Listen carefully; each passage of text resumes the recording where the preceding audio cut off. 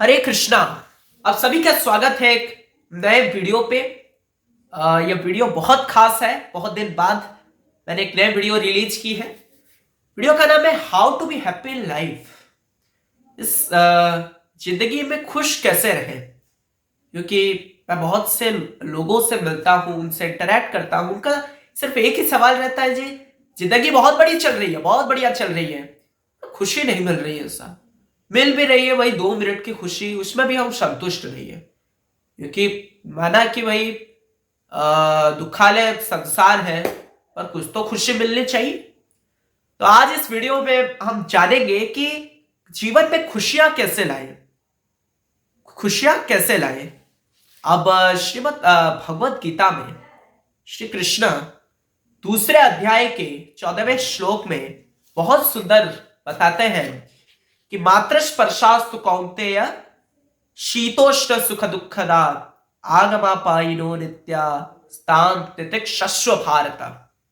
हे अर्जुन, कुंती पुत्र अर्जुन, सुख तथा दुख सर्दी तथा गर्मी की तरह है।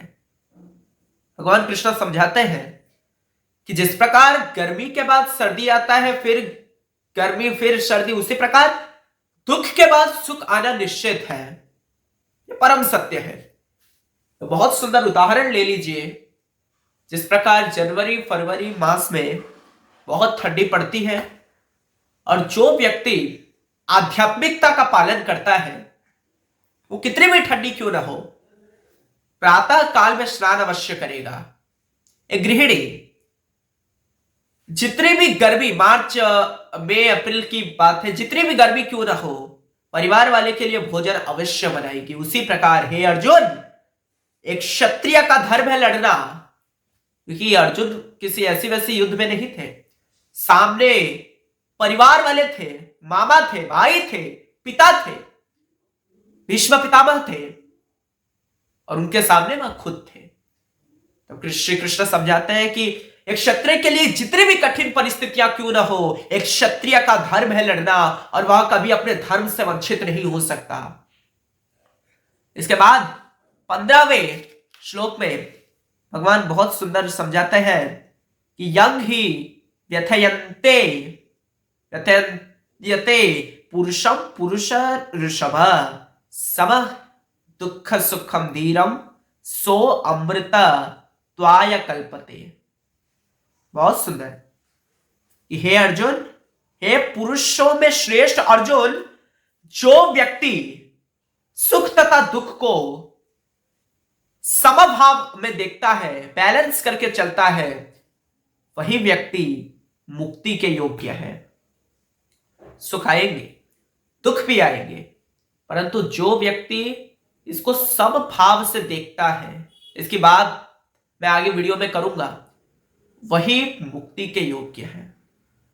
तो जान के भाई, सुख क्या है, दुख क्या है। दुख के बाद सुख आना निश्चित है, जिस प्रकार गर्मी के बाद सर्दी आती है। अब जानते हैं ये दुख आता क्यों है, दुख आने का कारण क्या है जिंदगी में।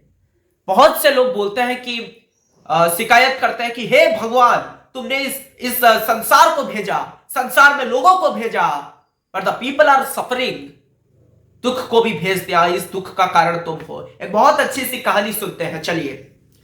बहुत ज्यादा पुरानी कहानी नहीं है, बस 19th सेंचुरी की एक कहानी है। ये एक फिजिक्स के टीचर थे, नास्तिक थे, फिजिक्स के टीचर एक थे।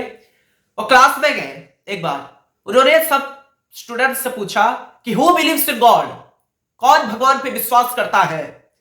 तो एक लड़के ने भी हाथ ऊपर किया कि sir I believe in God, मैं भगवान पे भरोसा करता हूं, विश्वास करता हूं। तो वो टीचर ने पूछा कि ठीक है, तो क्या सबके कारण भगवान है इस संसार में ना। हाँ सर, सबके कारण भगवान है। अगर सबके कारण भगवान, टीचर ने पूछा कि अगर सबके कारण भगवान है, तो दुख के कारण भगवान भी होंगे, दुख का कारण भी भगवान होंगे, क्यों बनाया तुम्हारे भगवान ने दुख।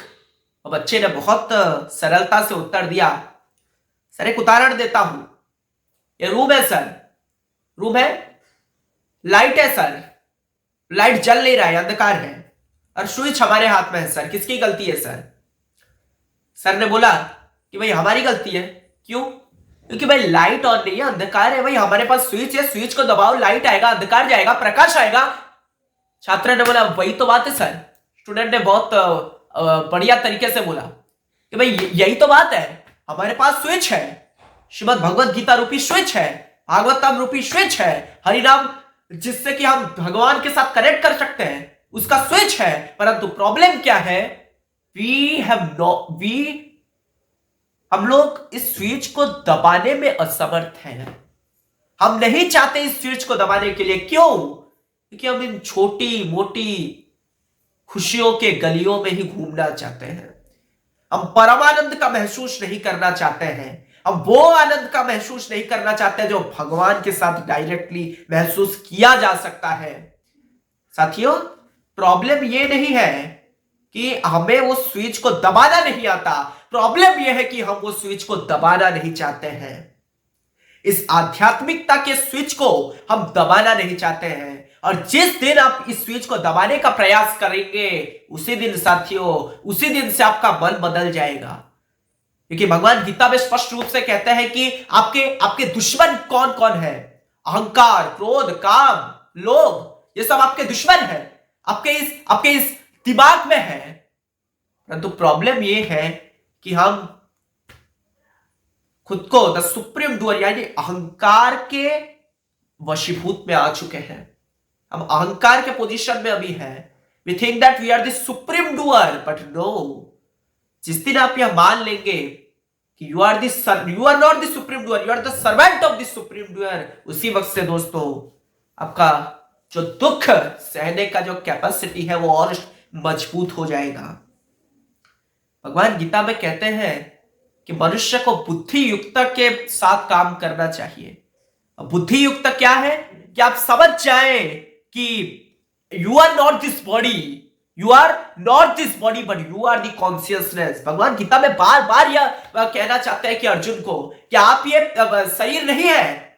अर्जुन, हे अर्जुन, तुम ये शरीर नहीं हो, भौतिक शरीर नहीं हो, तुम चेतना हो, तुम आत्मा हो। You are not this body, you are the soul, you are the consciousness. Act on your consciousness, focus on your consciousness, and if we act on this consciousness, तब हमें दिमाग में आएगा कि जो काम हम हमारे लिए कर रहे हैं वो भगवान के लिए भी कर रहे हैं।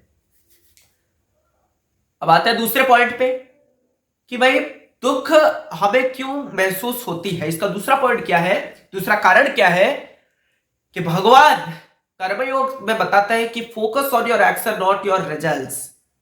और हम तो भाई रिजल्ट्स की, एक्शन से पहले रिजल्ट्स की चिंता लेकर बैठ जाते हैं। ये गलती है हमारी।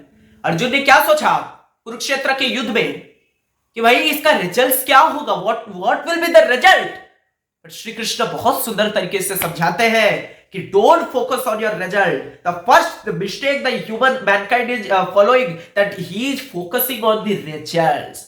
एक्शन से पहले रिजल्ट की बात। अर्जुन ने क्या किया, यही तो किया, युद्ध किया नहीं कि भाई परिवार वालों का होगा क्या, मैं उनको मारने पड़ी, दिस इज द रिजल्ट्स। भगवान बहुत सुंदर कहते हैं कि we should not focus on the result, we should only focus on the action. इसके बाद क्योंकि when we are acting, we are not acting in our accounts, we are acting on another's account. That's the supreme account. हम कार्य हमारे लिए नहीं करते, जब भगवान के लिए कार्य करते हैं। और जब भगवान के लिए कार्य किया जाता है उस कार्य में दुख नाम की कोई चीज ही नहीं होती, कोई चीज नहीं होती। तभी जब हम कार्य करते हैं हमें सोचना चाहिए अगर हमारा फायदा होता है, दिस फायदा इज फॉर लॉर्ड, प्रॉफिट हो रहा है, this profit is for Lord, हमारा फायदा इस कार्य में, ये फायदा भगवान के लिए भाई। और जब नुकसान होता है तब हाथ धो के बैठ जाते हैं, भाई नुकसान हो गया। अगर नुकसान होता है तब क्या सोचे कि this loss, the responsibility of the loss is only the Lord, and when this loss we should know that this responsibility for the loss is not ours, it is the God's work. हम कर्म करेंगे, कर्म में कोई ये नहीं रहेगा, परंतु कर्म करने के बाद अगर एक प्रॉफिट मिलता है, ये फायदा होता है उस कर्म में, तो क्या सोचना चाहिए कि यह फायदा हमारा नहीं भगवान का है। उसी प्रकार अगर कार्य में नुकसान होता है तो क्या सोचना चाहिए कि इसकी जिम्मेदारी हम नहीं है, इट्स द गॉड वर्क, यह भगवान के ऊपर है। तो अगर ये तो हो गया दूसरी बात। अब तीसरी बात करते हैं। भगवान बहुत सुंदर समझाते हैं कि अगर आप इस भौतिक संसार में, अगर आप आध्यात्मिक संसार में मेरे लिए काम करते हैं या भगवान की चेतना के लिए काम करते हैं, तो इससे बड़ी चीज और कुछ हो नहीं सकती।